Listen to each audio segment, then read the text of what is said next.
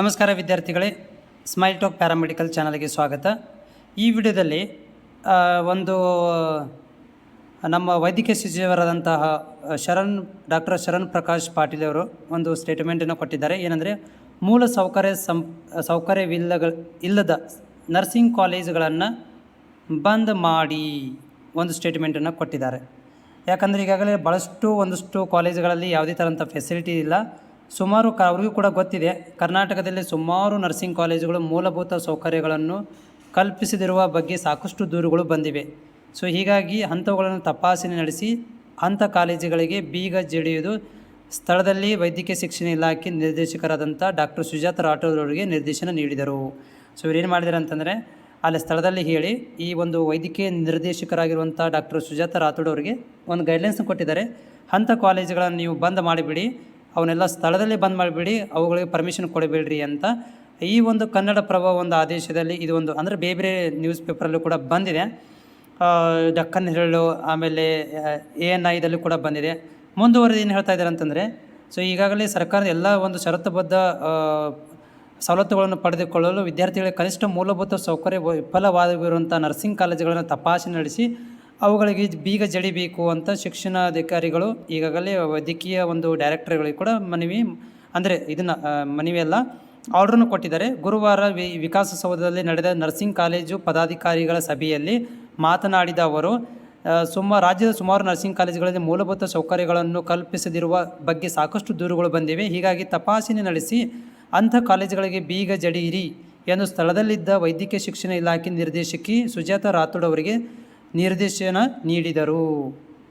ಅದನ್ನೇ ಆರ್ಟಿಕಲ್ ಹೇಳಿದ್ದಾರೆ. ಇಲ್ಲಿ ಒಂದಷ್ಟು ಕಾಲೇಜುಗಳಲ್ಲಿ ಸಿಬ್ಬಂದಿ ಇಲ್ಲ, ಪ್ರಯೋಗಾಲಯ ಇಲ್ಲ, ಗ್ರಂಥಾಲಯ ಇಲ್ಲ, ಸುಸಜ್ಜಿತವಾದ ಕೊಠಡಿಗಳು ಇಲ್ಲ, ಆಮೇಲೆ ಮತ್ತೇನಪ್ಪ ಅಂದರೆ ಕ್ಲಾಸ್ ರೂಮ್ಗಳಿಲ್ಲ. ಇವೆಲ್ಲ ಇರುವುದರಿಂದ ಸೊ ಅಂಥವುಗಳನ್ನು ಯಾಕೆ ನೀವು ಕಂಟಿನ್ಯೂ ಮಾಡ್ತಾಯಿದ್ದೀರಿ, ಅಂಥ ಕಾಲೇಜುಗಳನ್ನು ಕಾನೂನುಬದ್ಧವಾಗಿ ಕ್ರಮ ತೆಗೆದುಕೊಂಡು ಬಂದ್ ಮಾಡಿರಿ ಅನ್ನುವುದನ್ನು ಇವರು ಕಟ್ಟುನಿಟ್ಟಿನ ಕ್ರಮ ಕೈಗೊಳ್ಳ್ರಿ. ಜೊತೆಗೆ ನಕಲಿ ವೈದ್ಯರ ಹಾವಳಿ ಕೂಡ ತುಂಬ ಆಗ್ತಾಯಿದೆ, ಅದನ್ನು ಕೂಡ ಬಂದ್ ಮಾಡಿ ಅಂತ ಹೇಳಿದರು.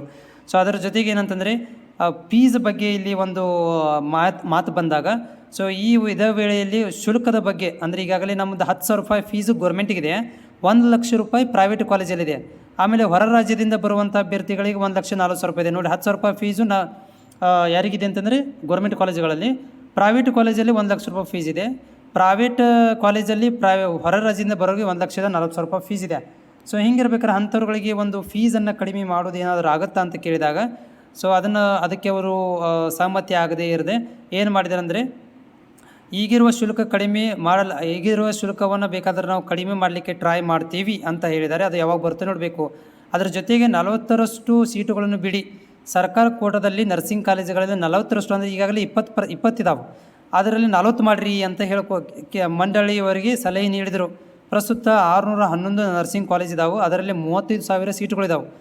ಆದರೆ 20% ಮಾತ್ರ ಪ್ರೈವೇಟ್ ಕಾಲೇಜಲ್ಲಿ ಗೌರ್ಮೆಂಟ್ ಕೋಟಾ ಇದ್ದಾವೆ, 80 ಮ್ಯಾನೇಜ್ಮೆಂಟ್ ಕೋಟಾ ಇದ್ದಾವೆ. ಅದರಲ್ಲಿ 20 ಇದ್ದುದನ್ನು 40 ಮಾಡಿದರೆ ಸೊ ಅದರಿಂದ ಏನಾಗುತ್ತೆ ಅಂದರೆ ಬಡ ವಿದ್ಯಾರ್ಥಿಗಳಿಗೆ ಹೆಲ್ಪ್ ಆಗುತ್ತೆ.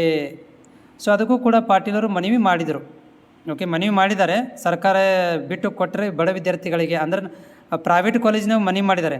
ಸೊ ಪ್ರೈವೇಟ್ ಕಾಲೇಜಿನವ್ರು ಅಷ್ಟು ಈಸಿಯಾಗಿ ಒಪ್ಕೊತಾರಾ, ಅದು ಕಾದು ನೋಡಬೇಕು. ಇನ್ನು ನರ್ಸಿಂಗ್ ಕಾಲೇಜುಗಳಲ್ಲಿ ಪ್ರವೇಶಾತಿ ಸೆಪ್ಟೆಂಬರ್ ತಿಂಗಳಿನಿಂದ ಅಕ್ಟೋಬರ್ವರೆಗೆ ನಡೆಸದೆ ಅದೇ ಶೈಕ್ಷಣಿಕ ವರ್ಷದ ಜುಲೈ ತಿಂಗಳಲ್ಲಿ ಅಂದರೆ ನೋಡಿರಿ, ಈಗ ಮತ್ತೊಂದೇನು ಪ್ರಾಬ್ಲಮ್ ಅಂತಂದರೆ, ಈಗ ಜುಲೈ ತಿಂಗಳಲ್ಲಿ ಪ್ರವೇಶ ಪ್ರಕ್ರಿಯೆ ನಡೆಸಲು ಅಗತ್ಯವಿರುವ ಪೂರ್ವ ಸಿದ್ಧತೆಯನ್ನು ಕೈಗೊಳ್ಳಲು ಕಟ್ಟುನಿಟ್ಟಿನ ಸೂಚನೆ ನೀಡಿದರು. ಅಂದರೆ ಜುಲೈ ತಿಂಗಳನ್ಯಾಗ ಮಾಡ್ತಾರೆ ಅನ್ನಂಗಾಯ್ತು ಈಗ.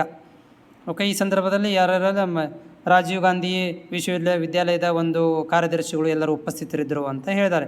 ಸೊ ಟೋಟಲಾಗಿ ಹೇಳೋದಾದರೆ, ನಮ್ಮ ಒಂದು ಕೌನ್ಸಿಲಿಂಗ್ ಪ್ರಕ್ರಿಯೆ ಅಂದರೆ ಈ ತಿಂಗಳು ನಡೆಯಂಗಿಲ್ಲ, ಮುಂದಿನ ತಿಂಗಳಲ್ಲಿ ನಡೆಯುತ್ತೆ ಅಂತ ಕನ್ಫರ್ಮೇಷನ್ ಆದಂಗೆ ಆಯಿತು. ಆಮೇಲೆ ಫೀಸ್ ಏನಾದರೂ ಕಡಿಮೆಂತೆ ಮಾಡೋಂಗಿಲ್ಲ, ಆದರೆ ಪ್ರೈವೇಟ್ ಕಾಲೇಜಲ್ಲಿ ಸೀಟನ್ನು ಜಾಸ್ತಿ ಮಾಡಿಕೊಡ್ತಾರೆ ಅಂತ ಅನ್ನೋ ರೀತಿಯಲ್ಲಿ ಹೇಳಿದ್ದಾರೆ. ಅದು ಆರ್ಡ್ರ್ ಬಂದಾಗ ನಿಜ.